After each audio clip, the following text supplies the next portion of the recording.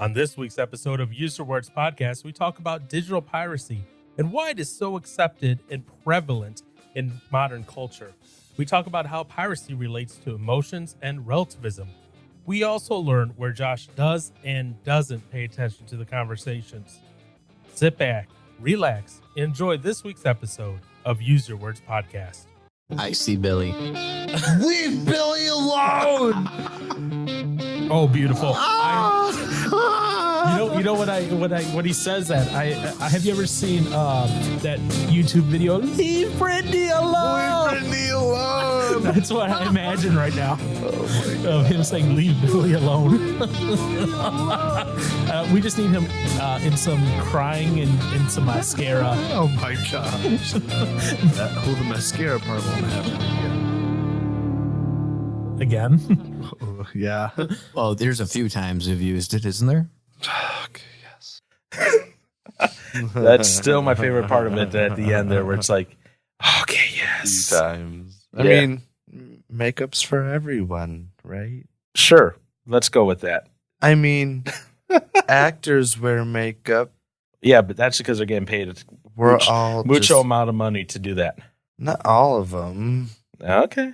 Well, welcome to another episode of User Words Podcast. We got Josh and Aaron here, and we got Josh's new project up and running here. Oh boy. Almost. I gotta build stands for Johnson and I, and then this one to my right. So But it's hopefully going to cut down on some of that echo, and it probably will, actually. I can almost guarantee it will, because it's not going to have room now to bounce around as much. See, if I do it that way, it doesn't do anything. yes, let's go in the corners where the padding is not. I was like, what are you doing? I wasn't sure if you were like yawning or you needed to. Wait, no. He was doing the doctor's check. Aaron, look to the left and cough. You know, Any pain? if I believed in taking people's property that I don't, I would actually pull up a clip from the Big Bang Show.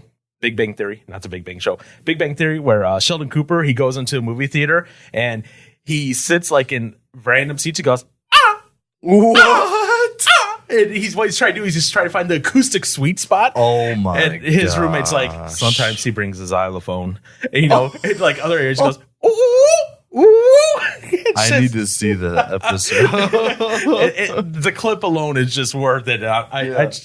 It's Sheldon Cooper in the show. Yeah. It's off the air now. Like it's finished. It's run.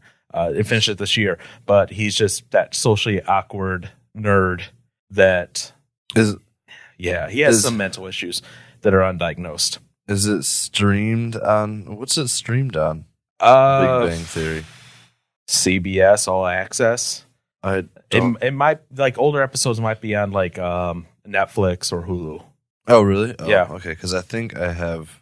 Well, I personally don't have Netflix, but I'm logged into a friend's account that has Netflix. My Netflix account recently was stolen from me.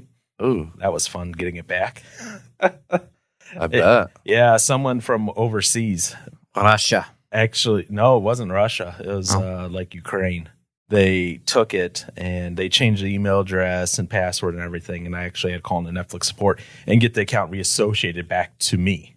Oh, wow. And so it took a little while to do it because I had to prove that it was me and that I was who I was and getting the account back. And they made it like the ultimate deluxe, ultra HD 5-screen, streaming service and everything. And when I got back into it, I finally saw, oh, look, yeah, they had 5 different profiles set up. So 5 different people were using that account at one point in time. Wow. And Netflix knows that people kind of account share and they account for that. That's why at the basic level, it's for 2 screens simultaneously. If you try to do 3 screens, one of you is going to be denied. Kicked off or just told no. Yep. Can't watch anything. Yep. And all that kind of segues right into what we're going to talk about today. And because Aaron won a guessing game, he gambled and won. No word for the There's no word of the week. Oh, I'm so happy. Yay. We'll see if his luck can continue for the next couple weeks here. So somebody told me a word that we should use for it, but then I already know the word. Well, then you try using it on us. I don't remember what it was. Oh, my goodness. We finally found a word and you forgot it. Yeah. So in other words, I could probably use the word and you'd forget that you know it. Yeah. That'd be great. I'm trying to think of who I need to. Oh, okay. I know who it was. Well, I'll message just them ask while we set this all up then, before next week's episode, and then that way we can use it. Yes. So, anyways, we're going to talk this week about digital piracy because I brought this one up. So, and why is it so accepted in society as a whole? Why is it almost encouraged in some ways? Why is it so easy? You have services such as Plex, which make it very easy to use pirated content in a very easy way. Now, don't get me wrong. Plex can be used for legal content. If you're unaware of what Plex is a piece of software you can install on a computer at home, and that acts as a media server, which allows you to connect out to the web. And then from the web, you could use your computer or your phone to connect back to your home server and view the content. Now, that being said, a lot of people, what they do is they will then use BitTorrent to go and grab their whatever movies they want that they don't own, download them, upload them to their Plex server, and then watch them. Or they'll do all that, and then they will give everyone the world the password so they can go on and watch pirated videos from their site. Yay. So how do these pirated sites not get in trouble? Well, first off, BitTorrent. That's how first. BitTorrent, that's peer-to-peer, meaning there's no central server. So you can take down the website that hosts it, but you can never take down the file. You'd have to take down all the computers and the network that the BitTorrent's running on in order for it to go away. So, which isn't going to happen. What is BitTorrent exactly then? So BitTorrent is a peer-to-peer network. Now, okay. It's just a file sharing service? So, you could do a lot of things over it. You can do network chats. You can do a bunch of stuff. So when I say peer-to-peer, think of it this way.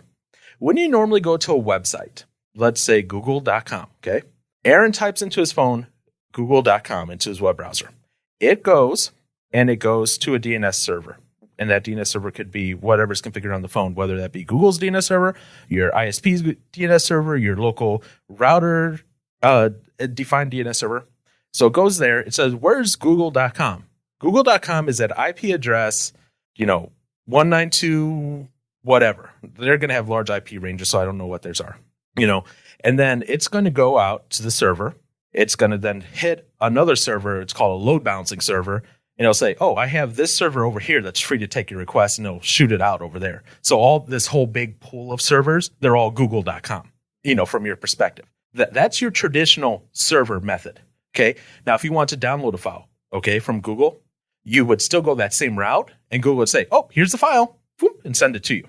BitTorrent, different. So BitTorrent, you install a piece of software on your computer. It joins into the network using its protocol.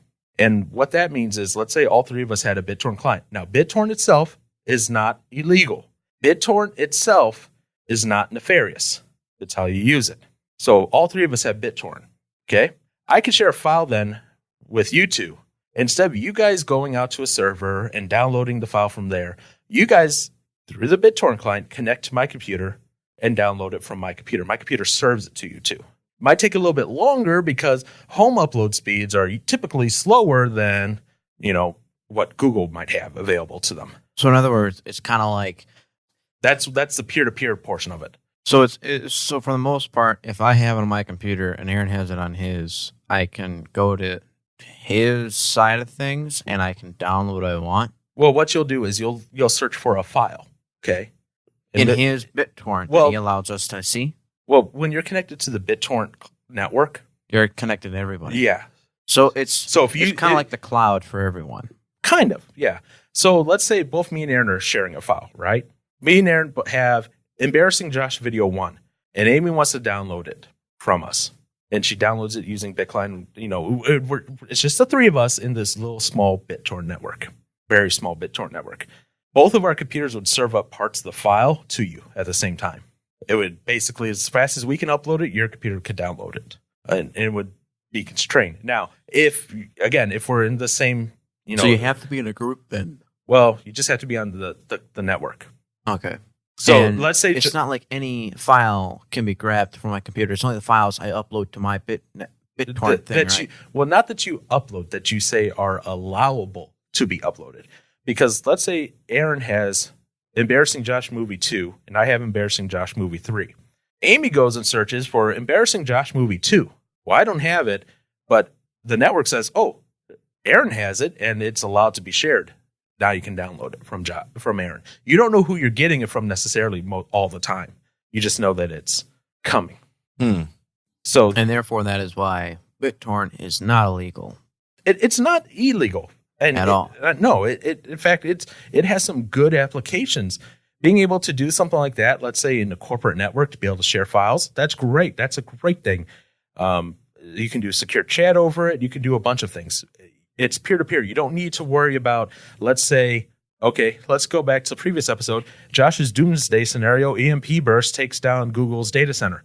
Well, in the BitTorrent world, all the nodes are still up. We can still communicate with one another. BitTorrent still works. We can still send messages. We can still send text files. We can do whatever we need to. We can still send stuff back and forth. Interesting. So that still works. Now, because it works like that, where, again, like if both me and Aaron have the same file and you want that file and we both serve you up parts of it, obviously that goes pretty fast then. But if only one of us has a file, it might take a little bit longer. Because of that distributed nature, and also a lot of bit clients allow you to be anonymous on them. That's where they have been used historically for nefarious purposes, digital piracy. I'm not talking just movies. I'm talking movies, music, books, pictures. When I say pictures, typically they're of the X-rated variety, but anything that's maybe copyrighted that isn't available unless you pay for it could also be on there. Or it has a watermark on it. Yep. Any digital content could be available. You could have day one release of the movie available on BitTorrent. Now, it's probably someone handy-camming it over in China, but you have day one version of the movie. And you could watch it from the comfort of your cell phone screen, watching it jiggle as they laugh watching the movie. Yeah. Yeah, I remember coming across, I've come across in the past, hanging out with friends who, we want to watch the movie that's in the theaters right now. And one of the videos was someone just sitting there recording it. Yep. Not good. Sucked. No, it's not necessarily the best quality. And nowadays, what you're finding is they'll send movies to reviewers ahead of time and they'll send them on DVD. And some of the nefarious people will rip the DVD and upload it. Or Blu-ray now, because Blu-ray is more common. But they'll rip it and then upload it. Yeah. And then it gets on a BitTorrent site, and there it goes, day one. You got, or sometimes I've even seen movies appear in the news that they've been leaked days before they're supposed to be in the theaters. What was it? A friend of mine, he works for his job. He works with some big clients and stuff like that from time to time. And recently, he had... was it like Sony and Disney and stuff like that? And they were showing new trailers for the new Joker movie. Yeah. And then the new Frozen 2. And then they got to hear the Frozen 2 song or whatever. And this, and when they were doing the display and stuff, they're showing you guys are the first people to hear this before it gets released to the public kind of thing. It's just ugh. So to think, it's easy, I guess, for it to get out before it's actually revealed. Yeah, or depending on obviously in whose hands it's in. Well, especially if you have a disgruntled employee who has a copy of the file, they could just upload it. Hey especially guys. If they use an anonymous BitTorrent network, to do that. Where and ISPs have been obviously getting a lot tougher on this because motion picture industry, music industry, and all that has been coming down on ISPs that you need to do something about this because you're costing us a ton of money every year. And so a lot of ISPs have come out and said 3 strikes and you're out, basically.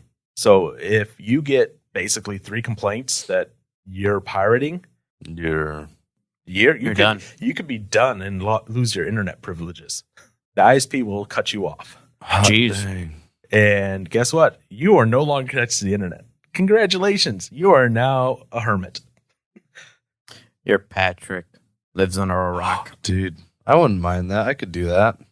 You do realize then, no Dark Souls. No. That's not all internet, though. I thought it required online to start sometimes. You new can Ghost. bypass that. The new Ghost Recon does. Yeah. Requires online. It requires internet even for solo. Right. See, that's Well, I guess I'm not playing that game. All right, 30-second tangent on this, K. That's the thing I don't like about games is because they're making them all internet connect and based so that if you don't have internet, you can't play it. That's it. Continue. Hey, you were on 30 seconds. Yeah, There you congratulations. go. Yeah, and guess what? If you're illegally uploading, you could lose all that access. Or if you're accused of illegally uploading and you don't defend yourself, Dang. because they can get records wrong. Oh, yeah. You know, the RIAA sends in something and says, hey, you know what? We think Josh over here is uploading something falsely. And ultimately, it turns out it wasn't Josh. It was his brother, but they tied it to Josh's computer somehow. But they come from the same building. Would that Or, okay, tough luck, dude. this one might be a little more applicable. If you're living in applicable to me or to most people in general. If you're living, let's say, in an apartment building, right? Yeah. And maybe you're sharing your Wi-Fi access with someone because, you're splitting the cost. It's easier. Yeah. And you're close enough where there's no issue. Yeah. And the person you're sharing with, all of a sudden, they're caught uploading movies. They've uploaded a pre-release of Frozen 2 Uh-oh. that they managed to get their hands on. Okay. Uh-oh. Well, all of a sudden, guess what? There goes your internet. Yeah. Because you're tied to it. Yeah, you're tied together. What I find interesting is I don't think people realize not only the legal consequences, but the other types of consequences too. What are the other types of What are the other consequences? consequences? Downloading pirated videos can also take a chance of downloading viruses and malware. And Especially in the earlier days, yes. Nowadays, It's not as bad. I wouldn't say it's not as bad, but people have gotten a little more. Okay, it's going to make me sound old. The people who are actually doing the downloading are usually a little more savvy on this. They're not as easily fooled. Like back in the day, to save space on, let's say, a song, because we had 56K dial-up, which was slow and took down your phone line while you dialed up, unless you had a dedicated phone line for this.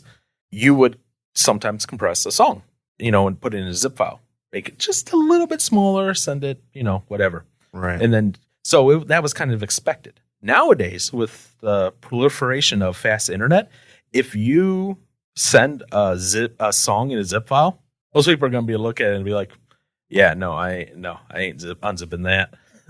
I know what that is. So kind of that faster internet has given rise to maybe it's a little bit harder for that to happen. Does it still happen? Yes. Yeah. Especially people who, like Aaron, who maybe aren't as tech savvy. I'm super tech savvy. Oh, you are now, huh? Don't Yeah. make me go there. I am super tech savvy. Okay. I know how to. What's the difference between the AAC versus the MP3 codec? Yes. just respond with C. I'm not tech savvy. It was a lie. Yeah, I know. Yell on to me now. But so, if Aaron got an MP4 video and the instructions said unzip this file because I compressed it, Aaron might unzip it and Yeah. click on it, and then all of a sudden, why did my computer just shut down? Why is my computer smoking? This ain't good. That can. Why is there a skull laughing at me on my computer? I don't think I've ever seen a virus with a skull laughing outside of a movie, to be fair. So, yeah, because of the fast internet, yes, it can still happen. Okay? Don't get me wrong. Of course, Windows also has built-in antivirus now that comes part of it as well. So that's going to help. It could spread still. I will give it that 100%. Yeah. What are some of the other consequences? You said consequences. That implies multiple. Oh, I was just kind of implying that as the overall. I don't know what other consequences are there of pirating videos besides legal. Well, what about our economic consequences? Yes. Those are consequences. Yeah, Josh. Unintentionally, they are moral consequences. Those are consequences too. Why are you stealing? Aaron. What? Don't do that. But I think the main question that we had is why is it so widely accepted? And I think it's so widely accepted is because I don't think there's that big of a crackdown on it as there should be. And people, as we are as humans, we are selfish and we don't really want to pay. Wait, what is selfish? We're not getting into that definition again. So I think that's one of the big reasons why I think people just pirate things is because they're like, I won't get caught. I'm just downloading from someone else's site. I'm not uploading anything. Because the uploading portion is a little bit more, correct me if I'm wrong, but isn't that a little bit more exposing than downloading? They're both about as exposing. And your internet provider is going to know that you're transferring large amounts of files. They might not necessarily be able to see what's in it unless, there's not encryption on the BitTorrent, which nowadays I think most of them are encrypted. Now, at the same time, why would the internet provider care? Because the RIAA and the Movie Picture Association is making them care. Because they're basically the pipes through which this data is traveling. They're the conduits. And so the RIAA and that they don't have the authority to basically say, hey, how much data is this person transferring in and out? Or do you see this sort of traffic? But if they go through the proper legal channels, they can go to the ISP and say, I need to know this. Now, again, they have to go through legal channels. So it's not just something like, let's audit Josh today. It's probably something that's given them a little tip off that, Josh has become the number one pirater in the world. But it's sometimes not even as, I guess you could say, as complex as BitTorrent. YouTube has a ton of pirated content on it. I don't know if you've ever looked at your playlist. Or at least mine. No, okay. Johnson, like when you're like you have an individual creator. Okay, I want to define a couple things here. If you have a creator using like a clip of a movie or a show or That's music, technically pirated if they didn't pay for the rights of it. wait. Okay. If you are using it for an educational, or again a clip, not the whole thing, a clip. You're using it for educational, news, or commentary. There is such a thing that allows you to use it, a short amount of it, without a license. And it's legal. Just a short amount. So if you use the whole thing. Obviously, you're not going to get away with it. But no, so like an entire song. No, you can't use an entire song. But I've heard so many songs that sound the same as what's on my Napster app. What? On a YouTube video? Yeah. Or it's not even a video. It's literally a YouTube channel, or it's a video without any movie. It's just the song itself with words. So let's say it's got lyrics. It's a lyric video. Yeah, a lyric video. Okay. Okay. Is that pirated then? It depends on who uploaded it. And if they have license, I would imagine. Yeah. So if Aaron were to sit there, take some of his favorite songs that he has on iTunes, okay, and upload it to YouTube. Can I do that? Can he do that? And if he does that, is that considered pirating? Because he's paying for the ability to listen to it, but he's not paying for the right to. Well, I'm uploading it for other people. Okay, so don't have to pay for it. Like when you upload to YouTube, there's a multitude of things that happens here. Okay, so Aaron buys a song and then he uploads it and makes a lyric video to it. Let's say of his favorite August Burns Red song. Okay, I don't have a favorite. I'm sure you do. Nope. Care of the Bells, calling it that. Oh my gosh. No, something with lyrics. So he does a lyric video to it. And he doesn't go through and contact August Burns Red or anything like that to get proper licensing, whether that's monetary or just, permission-wise. He uploads it. The record company has a couple options from YouTube's side. So yes, technically that's pirating because he doesn't own it. He's putting it out there. And especially if he's a bigger channel, he could put it out there to try to boost views. Well, not just boost views, but you could get ad revenue from it if you're a big enough channel. Yeah. So what the record companies can come through and say is they can say, well, one, and that money that you would have earned, we get it instead.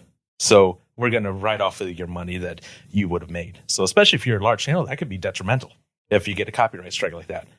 Another thing that could happen is they could just say, mute the music. So all of a sudden he has a video with just words flashing on the screen. No audio. They'll just literally rip the music out. I'm glad.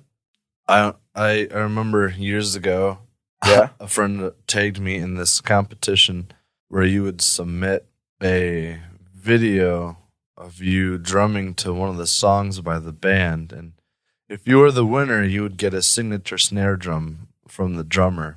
Yeah. And when I did the video, they said you could like upload it to YouTube or whatever. So I uploaded me playing the drums to it, but I couldn't get the audio behind it. Yeah. So I was wondering if I had the audio behind it, would that be... And it's up to the copyright holder what happens with it. Okay. YouTube doesn't decide. The copyright holder decides. Mm-hmm. So again, they can mute, they can monetize on you, they can track who kind of watches it, Mm-hmm. or they could just go ahead and block it and say, remove this video.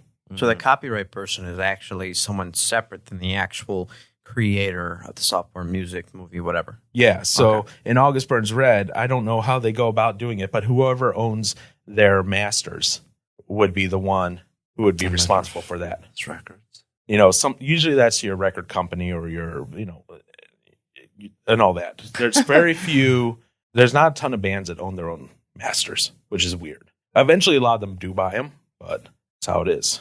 So in YouTube land, that's how that works. Now, that's for the music side of things, right? I see a lot, especially on mine, because, you know, I just kind of let my YouTube play throughout the day. I see a lot of people just take clips of TV shows and or entire shows and upload them to YouTube and then get upset when their episode is deleted. And then you have all these people on YouTube going, oh, it's such a shame the YouTube deleted your episode. And I'm like, it's not their episode, first off. Mm-hmm. They didn't have anything to do with it. They just kind of took an episode they thought people might like. So there's one YouTube user recently I noticed that did this. They called themselves the Sitcom Channel. And so they took like old 80s sitcoms and they upload like full seasons. And then on each video, they said in very broken English, about as bad as mine, you know, please donate to my PayPal here. So they were not only monetizing off of people getting ads on YouTube, they were also monetizing by asking for PayPal donations. And then they were wondering why YouTube deleted all the videos. That's crazy. So what did they do? They broke each episode up into 5 minutes and then started uploading those. And I'm waiting for those 5 minutes to go away as well. But when they started doing that, all of a sudden you have all these people coming out and say, thank you for uploading these videos. I love seeing my sitcoms again. I'm like, they go to Netflix or Hulu or buy it, not come to YouTube and watch a 5-minute clip of it. I recently came across on YouTube. I was watching like Impractical Jokers and like whatever the channel is. I don't remember the name. If it's like travel TV or whatever, like whatever the channel that was uploading short clips. Okay, that was fine. But then I started noticing that there was like full episodes being uploaded by some other like different person. Yep. But then watching the episode, it was so like chopped up and just it wasn't.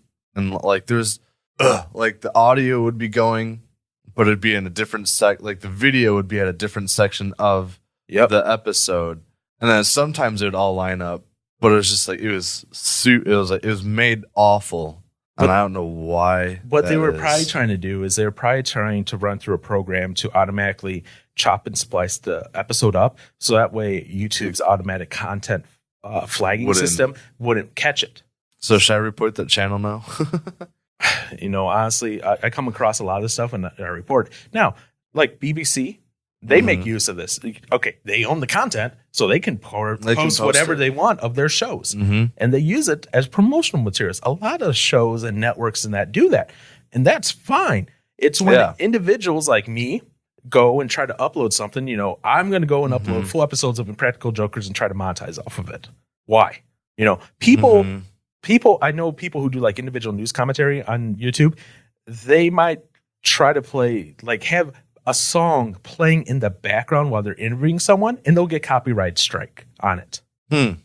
It's not even them trying to intentionally play it. It's just they happen to be somewhere, they're interviewing someone, it's playing on the speakers somewhere and it picks it up in the microphone and all of a sudden they're told, no, you can't. Now, they're not trying to intentionally break it. So I think YouTube's being maybe a little heavy-handed with them. You know my history with Google anyway, so you know that's how that goes. But my thing is, why, as a culture, do we feel that we deserve to get all this content for free? I don't want to go to watch the movie. I don't want to go pay. You know, and movies are expensive. Don't get me wrong. You know, okay. Let me rephrase that. Except for $5 Tuesdays. Let me rephrase this. If you just go and pay for the movie, it's not that bad. But if you go pay for the movie, a drink and a snack and then it gets ridiculously expensive fast. Mm-hmm. You know, you can easily go to $30 a person if you're not watching it. Per one person. Yeah. If you're not watching it. If you're not watching it. Josh is outraged. You know, and so it's like, oh, or I could just download this and watch this from the comfort of my home. Now, I'll admit, when I was in college, I downloaded music and videos. Guess what? Those files don't exist anymore. They're all deleted. I deleted all of them. As much as it pained me, but I did, because I was like, you know what? This isn't right legally. This isn't right morally, and I can't justify this. So delete. And that was gigs and gigs and gigs and gigs of stuff. Oof. But I had like the Fast and the Furious Handycam version, Resident Evil Handycam version. Oh. You know, just washed out colors, kind of zoomed out, not all the way in. Or if they zoomed in too far, so you missed part of the scene, and just it was ridiculous. I look back at that now and I kind of cringe at myself. I'm like, why did I watch this? That was horrible. But why do we as a society think we are owed this content for free? Be it music, books, video. I guess I don't know, because I don't think I'm owed any of that. Okay, why do I pay for my stuff? Why do your peers maybe think? Even apps, even.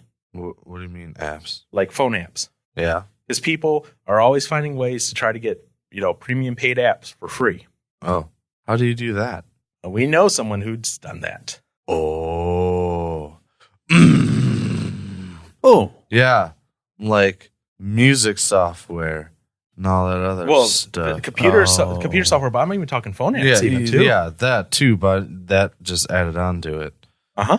That I've spent so much money on. Oh, I just did downloaded something. So why do people, I'm not saying you necessarily, Mr. Johnson. No, I'm not saying you necessarily, Mr. Brewer. But why do people feel in this society that they're entitled? I guess I don't feel like they feel that way. They just want to get it for free because they don't want to spend money for it. I don't know if people saying that I deserve this, but well, if they want it and not paying money for it, they're kind of saying they deserve it. No, because they're not waiting for it. Why do they feel it's okay to steal? Because they want to. I guess. Well, you could have used different programs. I guess, like for the whole music software, like recording software stuff. Like, I just want to use a better program and not have to pay for it. Like, I mean, you could use something else, but it's not as nice because it doesn't have some of the features that this other one has. So I'm going to figure out how to get it for free so I can just make it good now. And then, well, I mean, once you have it, you're not going to pay for it later. But yeah, unfortunately. But you know what that's going to do, right? It's going to raise the cost of software for everyone else, unfortunately. Yeah, because they need to make the money. Right, because now all of a sudden you have all these other people using the software. They're not paying for it. They still got to pay their employees to support the stuff out there. Mm-hmm. They still got to pay for all that stuff to go on, and they're not seeing any returns. That's not a good deal for them. Sounds like they're getting ripped off. Now, just like music. Well, yeah. So how much did okay, now again, let's be transparent here. This is coming from the RIAA, so the Recording Institute. You know, so they're going to be very biased on what they say. They're going to be a little, I guess you could say, overzealous on the numbers they report. You know, for this. But how many $1 billion do they say the U.S. economy loses annually due to music theft? Oh, now music theft again being you upload a video illegally to YouTube and. So other people can just watch it. And or you BitTorrent the music down. You know, you find Josh's server. Josh has a web server and he has all my favorite music and he lets you download it. Why would you do that? How many $1 billion a year do they say? I don't know, 5. Go up. 25. Down. 15. A little bit down. $12.5 billion annually. That's a crap ton of money. Yes. Stop stealing stuff, Josh. And how many jobs are lost in the U.S. because of this due to sound recording piracy? Again, coming from the RIAA, so some bias here. How many do they say? What? I'm imagining it's in the thousands. Okay. Right? Okay. Yep. Was it like the tens of thousands or Just take a shot. Just take one shot and then I'll tell you the number. 12,500? 71,060. Brick. That's a lot of jobs, right? Yeah. Now, you would think it would end there. The economy loses money. We lose some jobs. But also they say there's about 2.7 billion in earnings, both for the industry and in retail that's lost because of piracy. They also say the government, federal, state, local, loses about 422 million in taxes because all sales are taxed. Yeah. Wow. Yes. And you know how a lot of people say, oh, I'm just pirating. And I've heard this one before. The companies can afford it. We're hurting the companies, not the artist, not the individual, right? Well, of that, so we have that 422 million in taxes, right? Of that 422 million in taxes, 291 million of that comes from personal income taxes. So the artists themselves versus 131 million from corporate income and production. Oof. So it's hitting the individual artists more than it's hitting like the record companies. labels and that. Ugh. So they are taking a big hit on this every time. Yeah. That's why I like to buy my music. I at least buy vinyls of it. I like vinyl. Do you like to buy your music? Yeah. And I pay for all my music streaming. Yeah. Okay. Yes. People complain that maybe one service pays more to artists than another service. I don't care, but at least I'm paying for it. Right. Better than stealing it. How many hours a day do you think most people listen to music? And this is probably why people steal music, because either they don't want to pay for a streaming service, or B, they don't have enough money to buy the music that they want. How many hours a day on average? Oh, man. An average person, not Aaron Johnson. I was person. going to say, for me, it's about from when I wake up to almost when I go to bed. Yeah, so an average person. I don't know, 4 to 6 hours. Correct. Sick. So that's actually a good chunk of the day, though. That's half a work day That is. for a full-time employee. Mm-hmm. Now, we're talking about all this money that, the companies are losing in that, right? You're like, oh, they're just companies. They earn enough money, right? How much money does it take a record label to take a new artist and introduce them to a new market, into like a new artist into a market? How much money does that cost per artist for? Jeez. I don't know, 30,000? No, higher. 70? Oh, way higher. 170? 2 million Wait, what? What company? What? to introduce a new artist into a market. So like Atlanta, Georgia, Milwaukee, Wisconsin. It costs the record company about $2 million. What record company? Whatever company is trying to make this artist an up-and-coming artist. They signed them and said, we believe in you, kid. We're going to make you a big and up-and-coming artist. And then, they agree to pay all like the promotional stuff. I mean, that would be like big dog. Like you're talking But top tier stuff. But they're talking a new artist. Yeah. Well, it'd be like a new up and coming artist. Yeah. But to get them into the new market, it's cost them $2 million. So it's not like they're not using those funds back into the artist to help them out. So when you say piracy hurts no one, It hurts a lot of people. unfortunately. So you're, that one little file you downloaded, it's not just a simple little file anymore. That is many people's work. 'Cause if you think about it on this, and I said that unintentionally, I didn't. I know. Yeah. But if you process this thought, how about that? How many people work on a song? Okay, you're trying to do stuff with Skyrat, right? Mm-hmm. You guys are trying to do it indie style. Well, I guess it's not all we can afford. I mean, if I really wanted to be stupid, I could pay for. I know, but I mean, Nice. you guys don't have the luxury of a full-time, big-time producer or a studio manager or studio staff and all that. You guys are trying to do it indie. So just, working on your own, what all is involved in writing and recording a song? Just from your side. Just from what do we do? Yeah, what do you got? How many people are involved? What are their roles? I mean, it's obviously me, because I play the drums and I supply the equipment. Okay. Most of it. Who writes the songs? I think most of the songs we've been using were written by our friend Lucas, who plays guitar. He's done a lot. And like John, he's done some. Now, when I say the song, are they bringing both the lyrics and the music that goes with it? Yes. Okay. Yep. Okay. So you're up to 3 people already involved in the process. So then there's our other guy, Zach, who plays the bass. Well, let's not talk about the musician side. We're talking about like who's involved with like the writing of the song, the recording process. Well, I mean, we all technically write our own parts to the song. Like Lucas will write a guitar riff. Right. Then I technically have to write the drum part to it or come up with one. And that's how so you'd expect it. Yeah. And then who's in charge of doing the recording for you guys? John. Okay. So you're still at 3. And then editing? John. Okay. So is John doing like a lot of that editing on Upside? Yeah. And that's yeah. Yeah, he does. Okay. No, what I'm getting at is in your case, right? That's 3 people really that are Not responsible much. for it. Not much.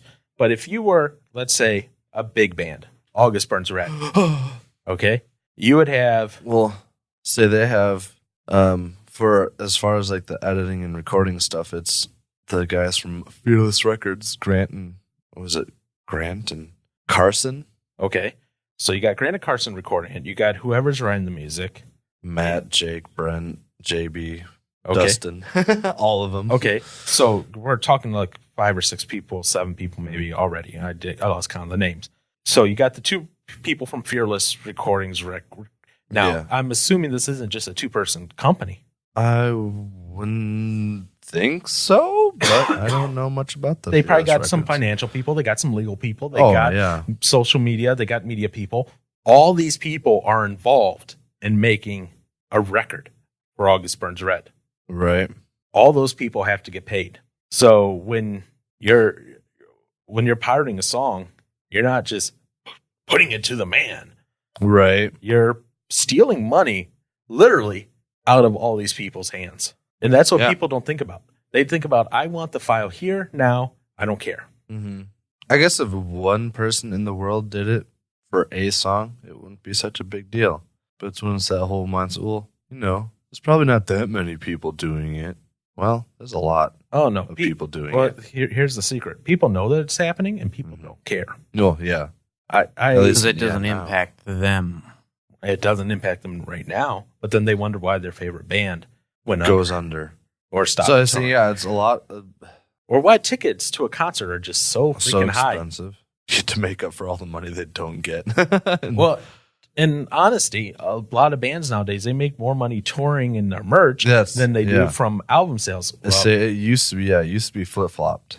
It used to be they make money on record sales and stuff like that, but now they need to make money on tours and merch. And guess what? A lot of that probably is from this wonderful culture that we have now of piracy, where it's looked upon as, yay, let's do it.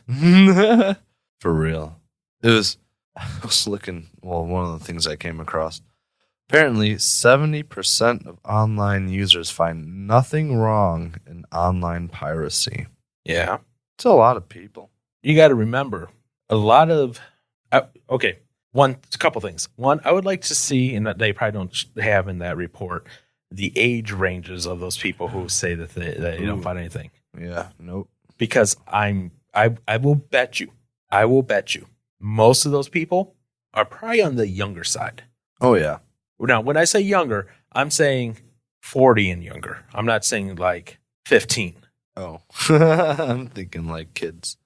Because you have the older generation, like let's say my mother, Josh's new mom, who she would be appalled by it. Someone from my generation, that kind of was starting when I was a teenager. And so it's kind of something that I know about, and I participated for a while, and I've stopped since then after kind of, thinking about it and processing it on my own. And then the younger generation, well, now everything is encrypted. It's hard to track, blah, blah, blah. They're like, it doesn't hurt. It doesn't hurt anyone. Mm-hmm. It's just like, I can get what I want when I want without having to wait for mommy and daddy to give me their credit card to put into iTunes. Oh, man. I remember hearing like those stories about the parents that had their cards connected to their iTunes account, and then the kids went shopping on the iTunes account. Right. Oof, money gone quick. Yeah. At least I paid for it. Yeah, so at least I paid for it. Trying to think. One of the things that this is from US cybersecurity.net. It's a cybersecurity magazine. And they point out that they're finding a lot of lower income homes are especially encouraged, I guess you could say, to pirate. Because then they don't have to. Okay, you got a teenager, right? Let's say Aaron has a teenage son, and Aaron doesn't have a ton of money. Instead of saying, son, I will buy a Spotify subscription for us, he goes, son, just go to this website and download the music. I don't have to pay anything then. Saves me money. Yep, exactly. Also, another thing that, right. Yeah, I know. Also, another thing that I think is hard to maybe get some people's heads around. Okay, we're doing, we're here in this physical world. If I take Josh's phone from him and say, this is now mine, physically, that's theft because you see that I took something that wasn't physically in Josh's possession. Yes. But a file, that's not tangible. That's not something I can touch. That's just something I just copy from place A to place B. How is that a theft then when I copy it from A to B? Oh. So you got that going on as well. You're not taking away, you're just making another one of it. Yes. So how do you define that as theft then for those people who are like, it's just another copy? I can make infinite copies. Why can't I give my friend a copy and my other friend a copy and my other friend a copy? I can give him a copy of my homework. Why can't I give him a copy of this? That's cheating. No, maybe these are weird people who like homework and they're like, ooh, give me a copy of your blank homework so I can do yours. They're weird. That would still be cheating. Well, no, if it's blank, like not filled in yet, not done. Well, wait, okay. I thought you were saying like, so this one guy has his done, but then he wants to do yours because you haven't done yours. No. It's like you have a weird group of nerdy friends who all want to do homework. So they all get together and like, what class are you in? Oh, you're in this class. Make me a copy of your workbook before you fill in. Weird nerdy kids. Uh-huh. That's what I said. In that we would be like, okay, yeah, whatever. Take it. Make as many copies as you want. But Aaron, Skyrat's only song that gets mediocre fame, I'm going to give out 5 billion copies. Well, no one has to buy a copy now. We don't get any money. Just by me saying copy, copy, copy, copy, copy. That hurt you tangibly. Uh-huh. I wonder how many 5 billion views would get us. Probably a decent amount. Depends. But yes, it probably would be a decent amount. One can only dream. But I mean, yeah, how does that all work? Because the copies of the thing could be like infinite. Yes. That's why they have. But you have to pay to get a copy of it. Yep. So that's why, like in the early days of iTunes, you had DRM, digital rights management. So if you bought a song on iTunes and you downloaded it, it was tied to your iTunes account. You could make as many copies of the file as you wanted, but you couldn't play it unless your account was used. Mm-hmm. So that's how we get into stuff like that, DRM. MP3 and all that, that was made originally without DRM in mind. That was kind of layered on later to try to combat some of this piracy. Just like for software, they've done so many crazy little things to try to combat piracy. There are games, especially late 80s, early 90s, you'd maybe get to play a level and then say, enter the 5th word of the 4th paragraph on the 3rd page. And that would be their style of DRM to stop the piracy because you wouldn't copy the book. Nah, it's just different security stuff. Because I was just thinking, I've gotten things where I've gotten notifications on my phone. It was like, is someone trying to log into are you trying to log into your email account right now? I'm like, no. It's kind of freaky, but I guess I thought that was weird how you could tie, like, if I was logging into my email on here, I'd have to use my phone to allow me to log in. Yeah. To the thing. So I was just like, ooh, it's not a bad security thing, I guess. No, not at all. How do you stop piracy? Is it even possible? Is it possible? No. Oh. Hackers are always going to find a way around it. Exactly. Because hackers, one of the things that they enjoy the most is finding ways to break things and get around systems. Freaking jerks. I thank you for calling me a jerk. Yeah. that is part of my job, is finding ways to break things and get around things at work. and find ways to make them better then. Now, just because I hack things doesn't mean I'm necessarily going to, okay. There are two different terminologies here I need to bring up. Hacker and cracker. Yeah. I'm not talking about you two being crackers. Yeah, I know. Okay. You two are whiter than white, especially when it gets to winter in Wisconsin. Yeah. I'm not talking about that type of cracker. Or I'm not talking about saltines either. Aw. Okay. So a hacker those. is someone who tries to circumvent systems. A cracker is someone who basically tries to find a way to activate software without paying for it. Two different things, but we use them interchangeably here in English. Because when, let's say, okay, the person we know who had, I don't know if they still do, I don't think they do, the music software that was pirated, Yeah. they didn't hack it. They cracked it. They cracked it. They applied a crack to it, and that allowed them to bypass the activation sequence. Yep. That's what, I don't know what games I would play, but it would always say crack the code. I was like, oh, that makes more sense now. Yeah. So hacker, again, trying to get around the system. Crackers try to like bypass the activation or whatever, or the sequence with it. Those are the real mean ones. My death is going to come in the form of coughing. But so, I mean, software piracy is hard. Let me phrase it. Software piracy is harder nowadays if done right. But when it's done right to make it harder to pirate, it makes consumers upset. Yeah, because we can't get it for free. No, because it might require always-on internet access. Oh. Oh. Okay. It's like a game that requires you to always be connected to the internet, even when you're playing single-player mode.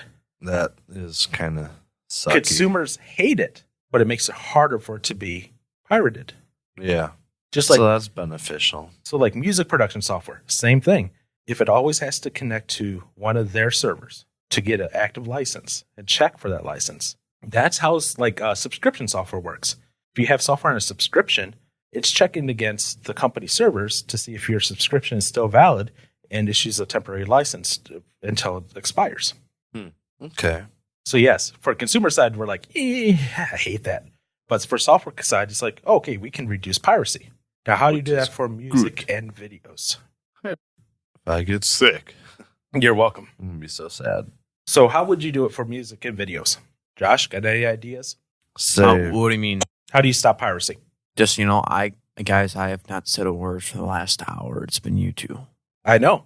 And why didn't you jump in? Oh, now it's not your time to shine. I know this is a you two more conversation.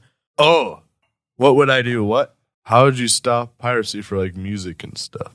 What's some ideas that maybe you could see? Or if you want to even go back to why do people pirate or feel that they should be allowed to pirate, go on ahead and do that. I don't think people should be allowed to pirate. Well, Of course, my name is Josh. Star-Lord, and that is my conclusion. Thank you. Josh. Hi, I'm Josh. No, I definitely don't think piracy should be an accepted thing.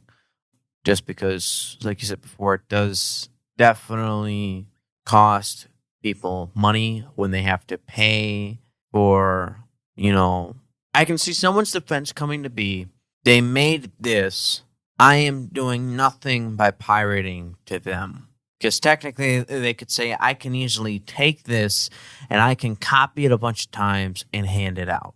And say, I did the work of copying this video or this music. I should get paid. But in retrospect, by that person copying that video and allowing other people to pirate off of that person, they are preventing DVDs. They're preventing from Netflix memberships being purchased. They're preventing from all these other different ways that the artist or the movie industry would make money. They're preventing that from happening. So in a sense, yes, I agree with you 100%. When you pirate, you do affect the whole spectrum. Just you pirating, it doesn't hurt nobody. It hurts everybody involved because you are not buying from them. You are still getting your hands on the product, but you are not buying it from the right person. Right. How would I prevent it? Sure. We are in an age of technology to where Aaron perks up when I say technology. Mm-hmm. We're in an age of technology to where it is rapidly, and you guys will hear in 2 episodes me go off this again, rapidly accelerating at a rate to where it is almost challenging to keep up with it. Being able to have defenses in place with something like this, we can have laws in place for consequences easily, but catching or enforcing on the digital aspect is a much more of a challenging task than it seems to be. And with everybody being able to do it, it's like, I guess you could put, what's deadlier? Every American having a gun or every American having a computer? What's more catastrophic to the country? Honestly, more people, everyone having a computer Exactly. or a phone. Because we have more access to things that allow us to do more damage economically to the country than a gun does any day. And you can't throw the whole country in jail. That's the other thing.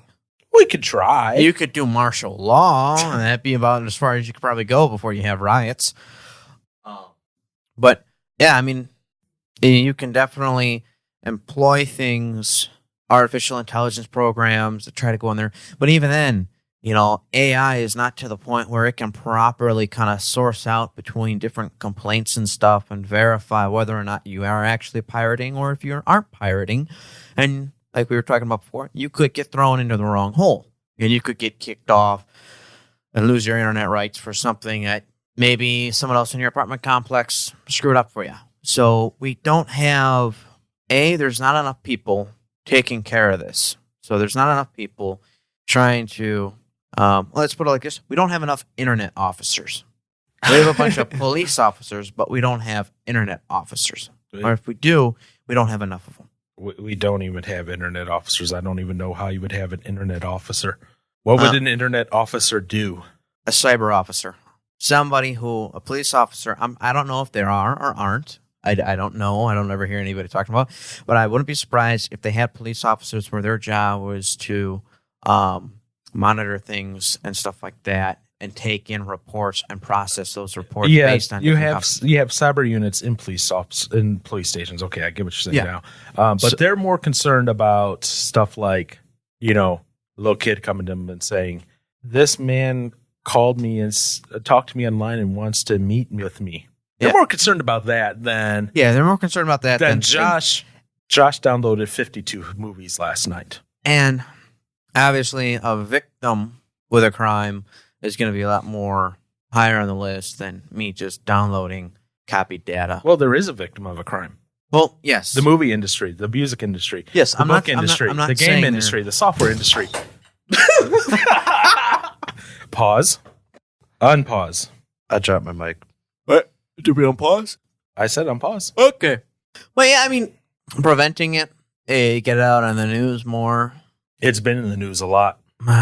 More. I haven't seen it. Haven't you ever seen the movie trailers? They try to make it so dramatic about what happens when you pirate movies. $250,000 fine, 5 years in jail, but I mean, yeah, I mean, I don't know. It's tech, and tech is hard to deal with because there's so much of that stuff going on. Yeah, you have to have that, and it's hard to find that balance because you have too much DRM. It's too hard to use. Not enough DRM. Josh is making bootleg DVDs and selling them on the corner. And people do that. If you go to other countries, it's amazing to watch as you'll go to like a street market and they'll be like, oh, get the latest movie here. And it's a downloaded copy burned onto a burnable DVD. Or you'll get a CD with the data file on and you just open it up. It's not legit because you're like, how am I getting this brand new movie for $2? Oh, that's how. It's they just make them in mass, and then you notice the cover is printed like on an inkjet printer. It is irritating. It's a cat and mouse game. It really is. I think I've gotten one movie given to me illegally. Well, it burned on a CD by a family friend. It was when the Batman came out. Okay. And I have that. I remember getting that on DVDs. Like, yeah, here, take it. You can have it. I was like, and as a little kid, I was like, oh, cool. And I now I realize, oh, yeah. Whoops. That's bad. Yeah. It's bad. You So were I mean, you I were involved remember- in piracy. Yep. I'm a dirty. You were the receiver of piracy. Mm. Joshy boy, were you ever a pirate? I think He was. Aaron turned you in real quick. what was it? There was I think I did some YouTube videos where they had songs. I think I did that when I was younger. That you uploaded or watched? That I downloaded. Oh, that you downloaded. I had just a few though. I didn't feel comfortable about using this software. Or, I don't know. I can't make it. I only downloaded like a handful, and then that was it. And they, I don't think. Why are you shaking your head? Why? I don't think they're still on the Mac, but there's a chance they might be. Do you have some dirt on him that he's not being honest about? Stealing. How And then I could remember you? that I had everybody over at my house one day, and somebody went, grabbed my Mac, and well, they brought up this sketchy website, and they started watching a movie, and I'm like, what movie are we watching? Because we were watching a movie as a group, so they put it on the big screen, and he's like, oh, it's this. I'm like, what website is this? He's like, oh, it's where you watch movies for free. As soon as he said for free, I'm like, mother truck about to infect my computer. Yeah. So I remember shut that. it down, and who was it? Don't say their name. Not on the air. Just like No, hints to me. that's all right. You could talk about that afterwards. And I'm pretty sure I closed the computer, took it off. I said, no, we're not doing that. And I felt guilty, this and that. And this happened, a while after. I've had that Mac for over 10 years, I think. Yeah, So, and but- especially back in the day. I mean, back in the day, we're talking like that time frame.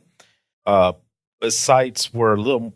I shouldn't say a little more. Sites were very malicious. Like Yes. if you went to a site like that, a lot of them would use something like Flash to play video. And Flash is, well, there's a reason Adobe is discontinuing Flash. There's a reason all the web browsers are stopping Flash next year. And That's the guy.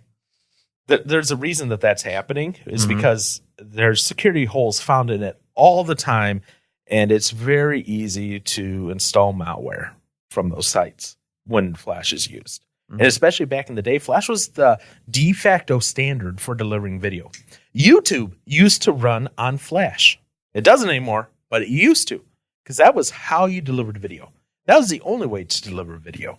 Yeah, I remember a person who brought it up on the website.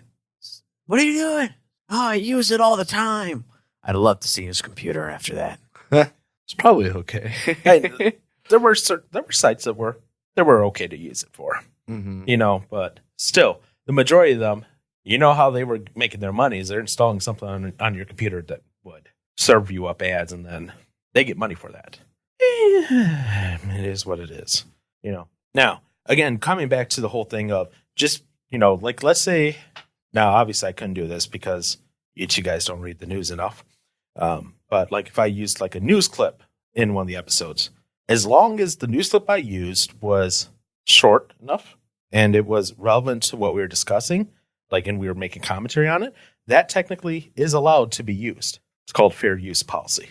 Now, fair use, you can't go about and get pre-approval for it. It's one of those you ask forgiveness instead of permission deals, which is weird. But it's in the law that is allowed to be done. So what? Short snippets Yeah. So and commentary. yeah, that you would make commentary on. Whether that be music, video, book, whatever. But you couldn't obviously play the whole thing. So Now, what if we played the whole thing over snippets and we did commentaries on snippets? So it's like a movie where maybe you don't play the whole movie, but you play 75% of it, and the cutscenes that you don't inject are the traveling or the thing where there's not a whole lot of stuff going on, and you just sit there and you talk about each scenes and you talk about what they did in them. And that one I'm not sure on. Because that's starting to get a little bit muddier in that regard. Fair use is already muddy as is. Again, because it's forgiveness, not permission. It's not one of those things you can contact the copyright holder ahead of time and be like, hey, we'd like to do this, blah, blah, blah, blah. It's, oh, hey, guys, you have a copyright complaint from movie company A. Oh, fair use. Okay. It's literally that.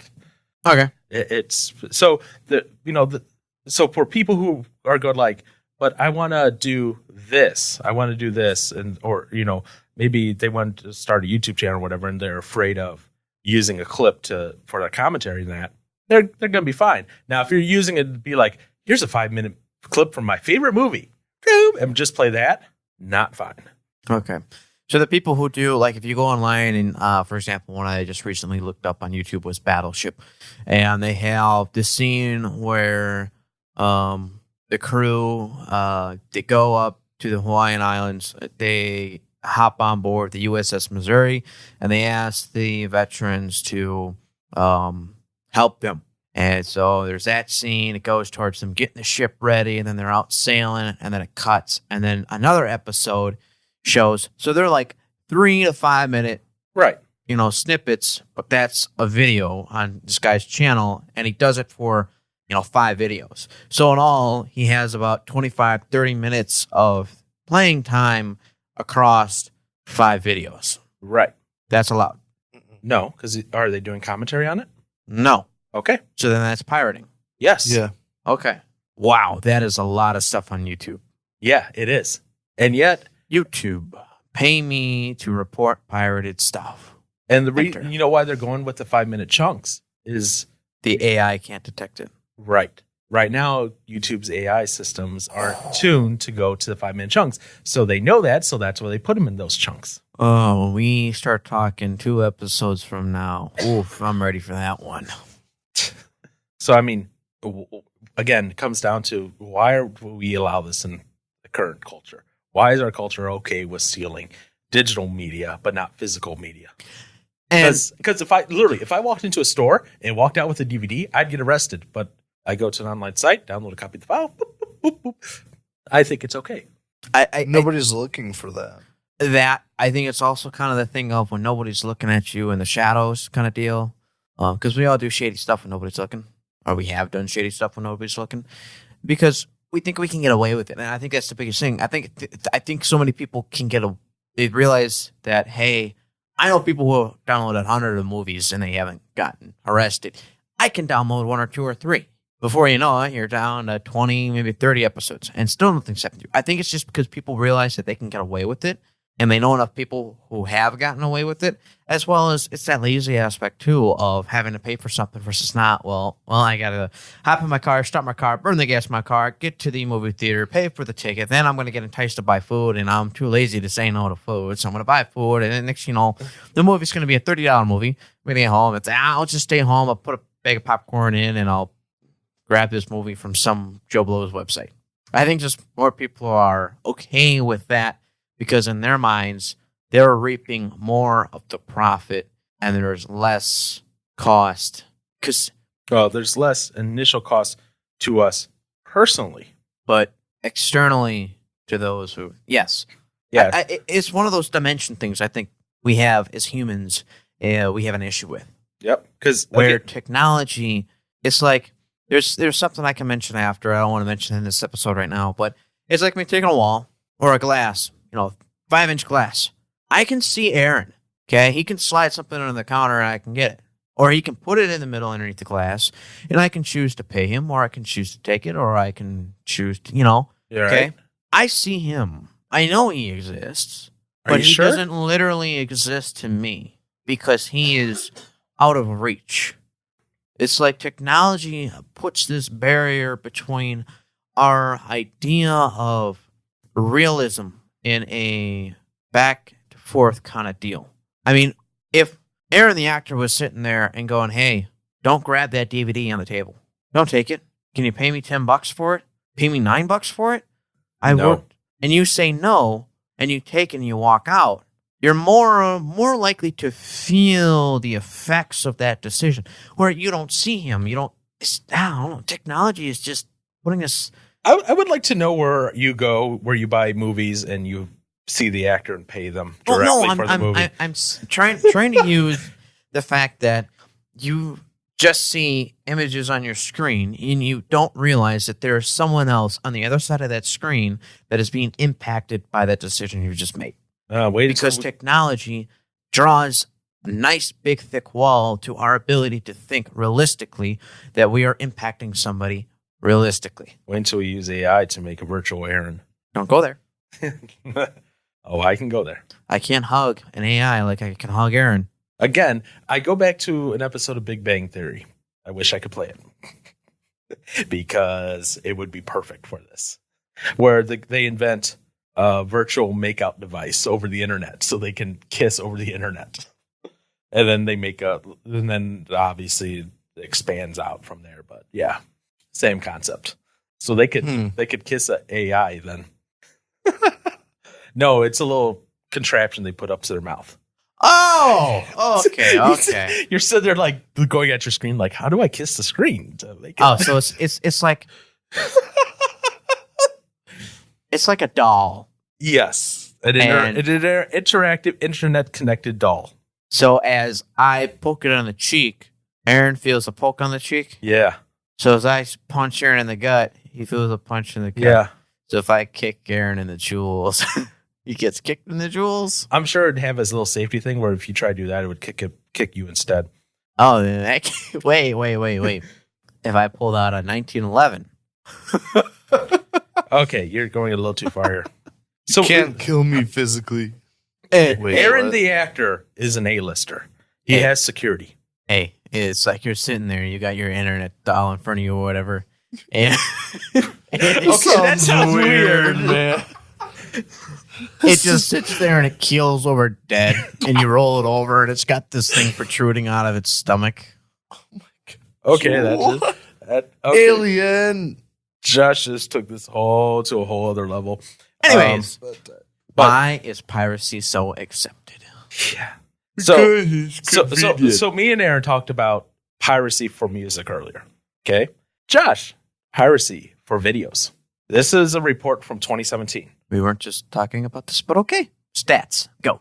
Well, no, because we were talking about videos and all that stuff, okay? How much annually does video piracy, so film and TV, cost? What was it for music? For music, I can give you that one. It was $12.5 billion. I'm going to say 36 million. Million or billion? 36 billion. 72 billion. Almost $71 billion annually. Ow! That is ridiculous. Movie makes more than music. They also cost a lot more to make per. Try feeding a band with Aaron as the drummer. Ouch. Well then. Yeah. Well then. Well, imagine if you had a band of just nothing but Aaron's. So I don't think I'd take that much. That would be weird. Anyways, because then we'd have to clone him multiple times. Do it. That's possible. Embed them all with AI. Which one's the real me? Cyberborgs. We'll answer that question in a couple weeks. Oh no. Which one is the real Aaron? But I mean, because we talked about that earlier and we were talking about videos. So that's why I was like, oh, let's bring up the stats on videos because yay, piracy. $71 billion a year is what they estimate for acquitted losses through piracy of videos. Yep. Now what?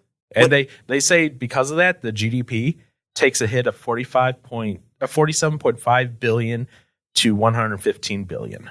The GDP takes that big of a hit as well. I'm sorry. GDP is what again? The U.S. GDP, gross domestic product, like our exports. So then, do taxpayers end up? Well, that's just lost money that would normally go into businesses and government and all that. So they're okay. Because we're not selling those movies overseas. People are taking those copies. So that's a lot of money that we could have back in the government. And in companies and people's pockets and that, yeah. GDP is a good overall indicator of how healthy the economy is. If it's going up, that's good. That means the economy is probably decently healthy. If it's going down, that's bad. And if you have a loss that big and it still has gone up since 2017, that's a good thing. And so it's gone up in spite of this hit. That's good. Thanks to Marx's cinema, they're making it more enjoyable. Besides the food part. That's just expensive. You can get a hot dog for $2 at the movie theater now. Okay. Yeah. The nachos are still like 10. Or I can cook one at home for like a quarter. Wait. Oh, hang on. He just started another one. So you're going to cook it at home for a quarter. You're going to put it in your sleeve, sneak it into the movie theater, and then eat it? No. Is that a crime, Paul? If their policy states no outside food or beverage, yes. I don't know if it does. I think their policy does. I think Aaron's feeling it. What is Aaron feeling? The AI taking over? Oh, you're getting ahead of us here. Has Ada come to your rescue? Is Kira here with you? That would be his AI assistant's name is Kira. What? No. Is there anything that could be done for piracy? Yes, no, maybe so. Kick a robber in the toe? Yes, no, maybe so. Kick a robber in the toe. No. You say no? Joshy? Unless it became a thing frowned upon socially, technologically, and government-wise, judiciary, we probably won't be able to get our hands on it.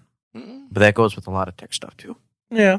And ultimately, I think it really comes back and stems from the fact that late 90s, early 2000s, going back to the previous episode, all of a sudden we had this massive shift in society, this relativistic shift saying, do what makes you happy. And that was literally the late 90s, early 2000s was this shift all of a sudden that says everything is relative.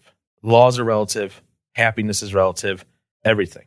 And it's relative to you, not relative to the law. That's how you have stuff such now as Antifa. That's now why you have stuff such as piracy, as big as it is. That's why you have these people who are saying that they would rather be right emotionally rather than right factually, because relativistically they are correct, because that is their version of right. That is their version of correct. Because our culture shifted that way, that's where the big issue came from. And that's why this will continue to be an issue. And I don't foresee this ever not being an issue in our culture unless we get rid of that line of thinking.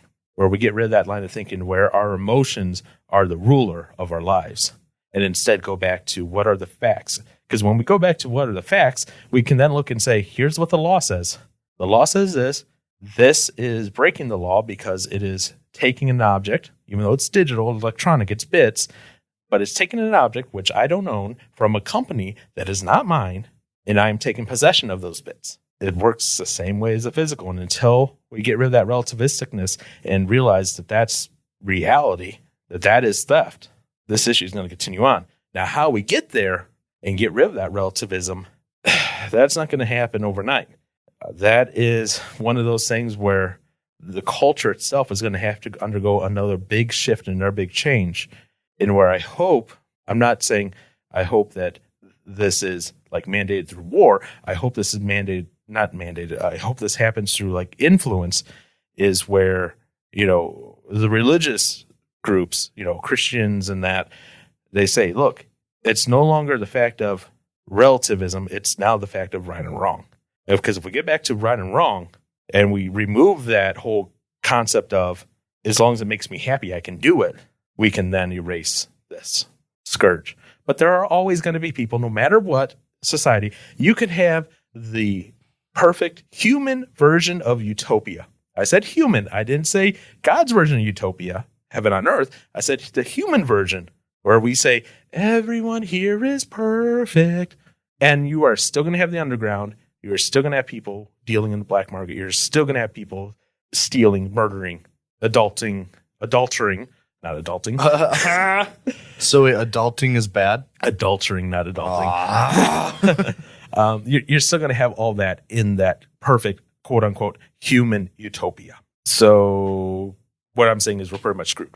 Yep. Unless we let the AI take over, then we all become soulless machines.